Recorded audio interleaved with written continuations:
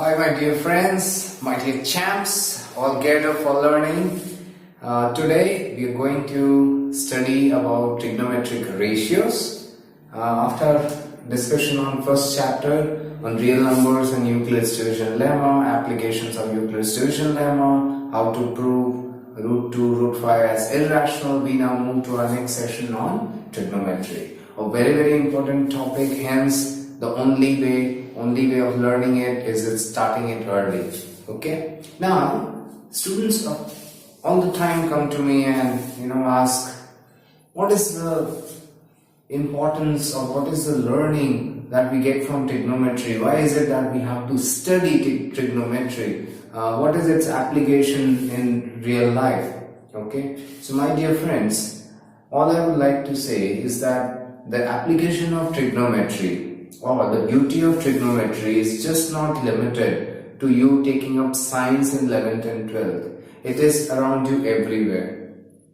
Everything that you see around, the beautiful constructions, the beautiful buildings, all have trigonometry in them.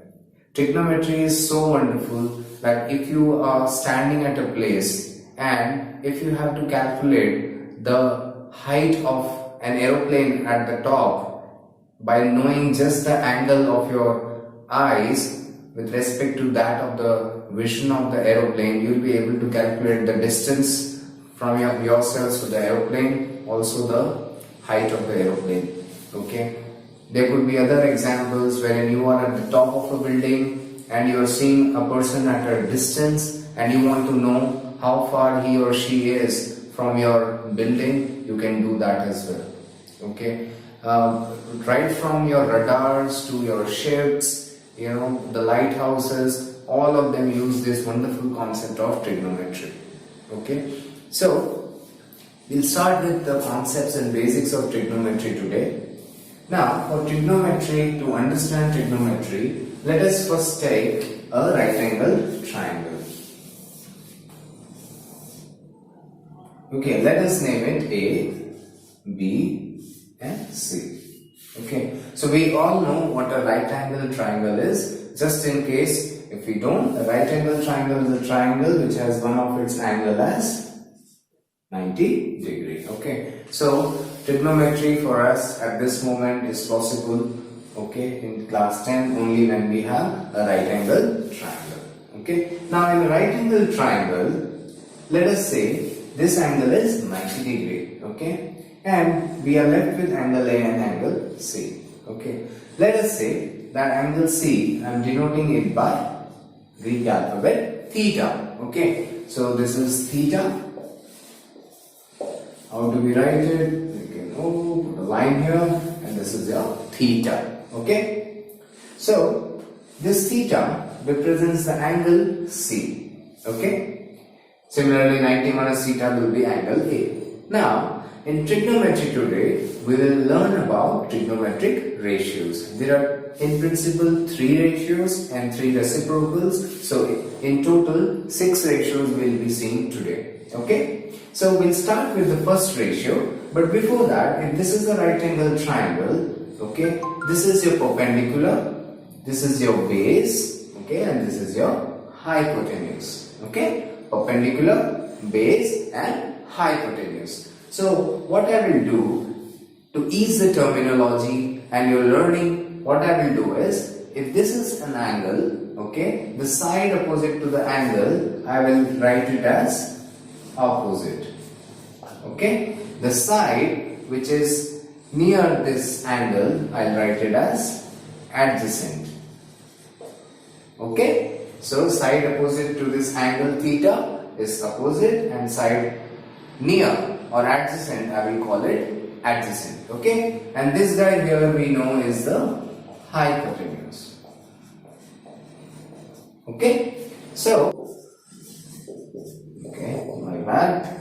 So this is AC on BC. Okay, so adjacent upon hypo, this is your cos theta. Adjacent is BC upon AC.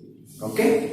Now, the third principal angle trigonometric ratio that we have is tan. Okay, so tan theta is equal to opposite upon adjacent.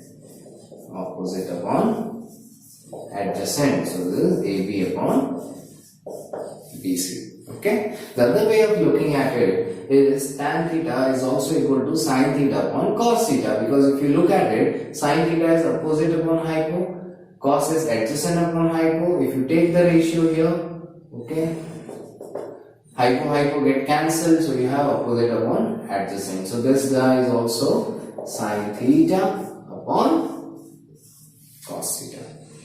Okay. Now the other three ratios that we have are the reciprocal ratios. Okay. So which means the reciprocal of sine, okay, is cosec theta. Okay.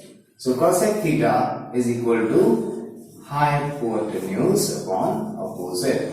Okay. So it is AC upon AB. Okay.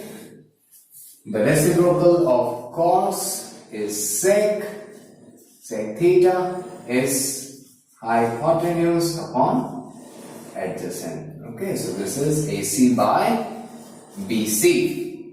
Okay, the adjacent, the reciprocal of tan is cot theta. Cot theta is equal to adjacent upon opposite equals to BC upon AB. Now, since tan is sine upon cos, cot is cos upon sine. Okay. In some books, what you will find is that these ratios have been taught as this being the perpendicular, this being the base. Okay. So, height or the perpendicular and the base. This is the hypotenuse. Okay, so another simple way I will tell you, you'll find it in many books. It is Pandit Badri Prasad Har Bol, okay, Sona Chandi Tol. Okay, Pandit Badri Prasad Har Bol, Sona Chandi Tol, which means perpendicular upon hypotenuse is sine. Okay. Base upon height is cosine or cos. Okay. Perpendicular upon base is tan or tangent. Okay. So this is perpendicular upon height, base upon height, perpendicular upon base. Whichever terminology you find easy, you can use. Okay. It could be either opposite upon hypo or it could be perpendicular upon hypo. It could be adjacent upon hypo or cos, or it could be base upon hypo. Okay, it could be perpendicular upon base or it could be opposite upon adjacent for tan. Okay, similarly for the reciprocal ratios, it will be the other way around. Okay, so reciprocal here, this guy is 1 upon sine, this is 1 upon cos, and this is 1 upon tan. Okay, so these are the 6 basic ratios. We'll see more about them in the next session. I hope you have learned this, okay, thoroughly. Remember these, it will get ingrained into you and you will thoroughly, superly enjoy this. Okay, write to me in the comment section just in case if you have any doubts or you would want to learn anything in specific. Feel free, I'm your friend. Okay, see ya, keep smiling, enjoy.